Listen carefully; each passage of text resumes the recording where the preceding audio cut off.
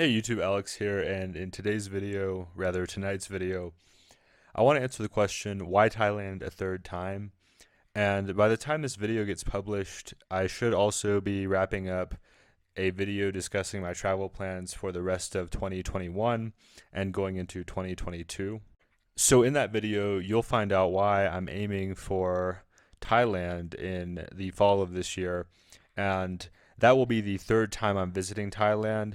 Previously, I visited in 2018. I spent about a month in Chiang Mai, and the second time was in Bangkok in 2020. Of course, I was in Bangkok for about 5 weeks before the shut everything down. I had to fly back to the US, but definitely Thailand is my favorite country to visit, and so that's probably going to be the main reason why I visit a third time. But I have a lot of reasons, and I'm going to go ahead and get into those in today's video.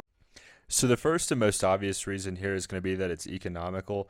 And when I say economical, I mean that the necessities for me are economical. That includes housing, accommodation, transportation, electricity, food, data for my cell phone. All these things are economical and somewhat predictable in price.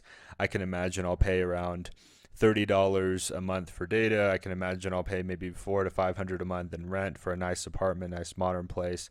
I could imagine I'll spend around maybe 300 to 400 a month on food. I do eat a lot, and for transportation, maybe $30 a month, $40 a month. I really don't use a lot of transportation, and especially when I'm really working a lot, I'm not really going out as much. With electricity, I probably spend about $40 a month equivalent for my electric bill, because if you don't know, when you are booking longer term accommodation in Thailand, typically they do want you to pay the electricity as well.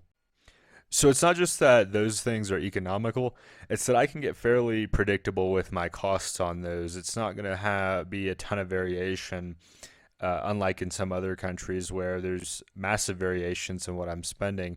In Thailand, I've spent enough time in Thailand, about 2.5 months, that I kind of can predict what I'm going to end up spending. The next factor that works in the favor of Thailand is that I can get a long-term visa. I'm not going to specify what kind of long-term visa that I want to get, but definitely I'll drop some hints in this video and you can kind of draw your own conclusion.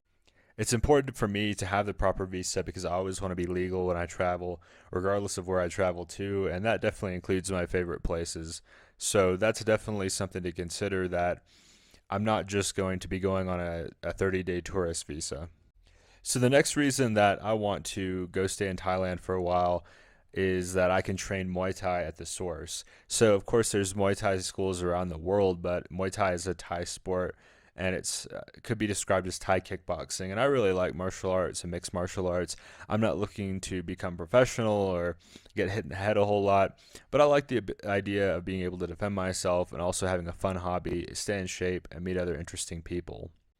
The next factor that I'm going to mention here, I mentioned a little bit before, but I know my way around Bangkok and I know my way around Chiang Mai. I've spent enough time there that I kind of know the general layout of the cities and where the different things are that I like and my preferences, especially in the city center and the more urban neighborhoods. I know my way around. I know what to expect as far as cost goes. I know what to expect as far as different kinds of opportunities and gyms, places to eat, all of these different things. So on top of knowing where things are, knowing where I like to eat, knowing some of my favorite restaurants, hopefully some of those have made it through this economic downturn, I also know immediately where I can get a SIM card. I know how I can find accommodation that I like, and I know where to eat well. And especially when it comes to accommodation, you do want to be careful anywhere in the world that you go when it comes to picking accommodation, especially trying to sign a lease. You don't want to sign a lease at a bad place or get a bad deal or anything like that. But fortunately, I do have friends in Chiang Mai, and I'll mention that a little bit later. I also have friends in Bangkok that are local Thai people that can help me sift through the available apartments and make sure I get a good deal and I'm in a safe neighborhood. Of course, Thailand is really safe, but even so, perhaps certain neighborhoods are more preferential for my needs than others. So I just mentioned that I have friends in Thailand. I do have friends in both Chiang Mai and Bangkok, not just expats, but also local people that I really get along with, that really appreciate my love, respect, and admiration for Thailand and the Thai people. And so that really helps with adjusting and getting used to different things, and perhaps learning about different events, different opportunities, and just making new friends in general. I mean, it's really going to be wonderful to build on those relationships and make them stronger, and also branch out and meet new people and make new friends, perhaps do some dating. That's kind of the next point I'm going to get into. For me personally, out of the 12 countries that I've been to, and all of them I've spent at least a few weeks, but many of them at least a month, I found Thailand to have the best dating for my preferences. I find that I share a lot of values with the women that I meet in Thailand. I find that we tend to think similarly, and uh, a lot of our feelings or attitudes can be kind of complementary. I also really enjoy the food there. So if I want to ask a woman out on a date, well, it's really easy to find food that we're both going to enjoy.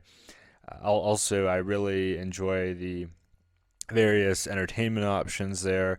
That's another thing where it's really easy to just ask a woman out to a movie. They have enough of a sort of mix of Thai and Western films that there's something really there that can make both of us happy as far as being entertained.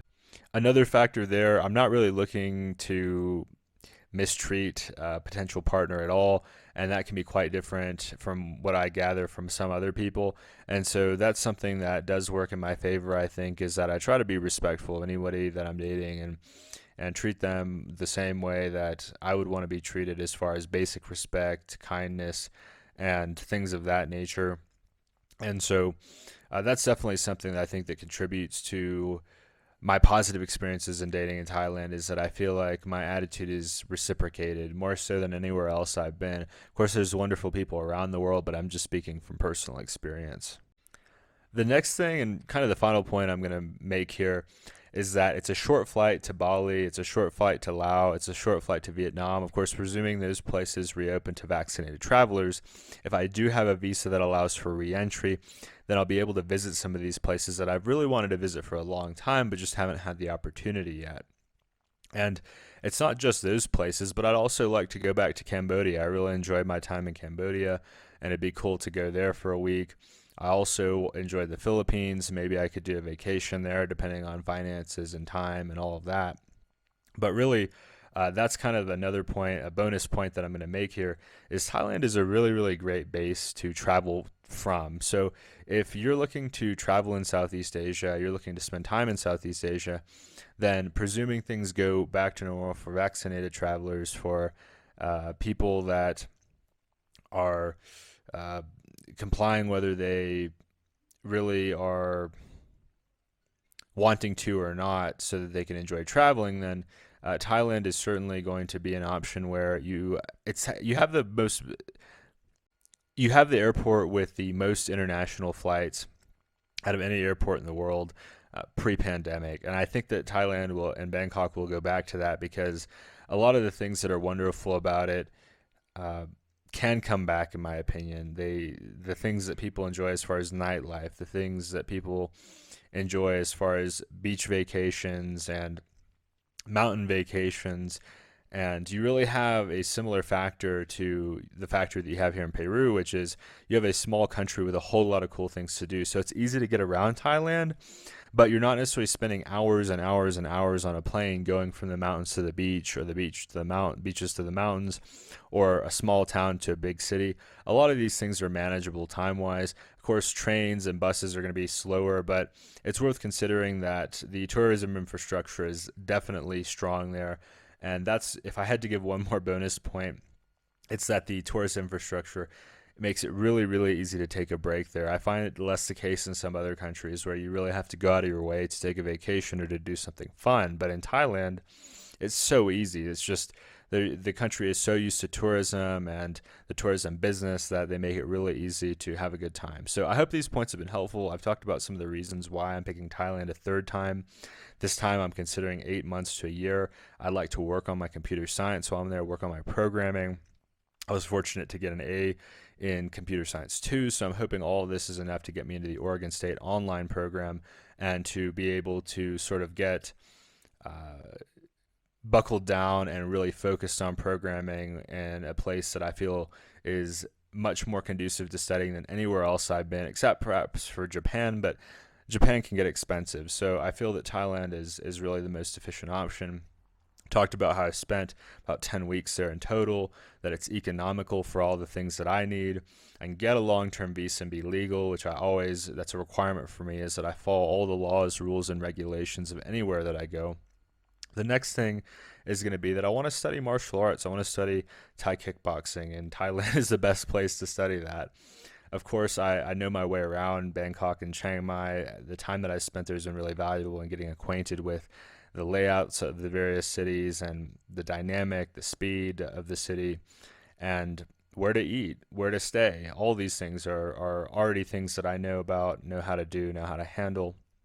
Next, I have friends in these cities. I have friends that are really wonderful people that are going to be able to help me integrate into living there longer than, say, a month. I intend to build on these relationships and also make new friendships. Along with that, I definitely have found dating to be wonderful in Thailand. I'm looking forward to meeting interesting ladies and having a good time, and perhaps even developing a longer term relationship if that's something that does materialize. I'm not counting on it, but I found that culturally and in many other ways that I'm just really compatible with the women in Thailand in a broad sense. Finally, it's a short flight to a lot of different places.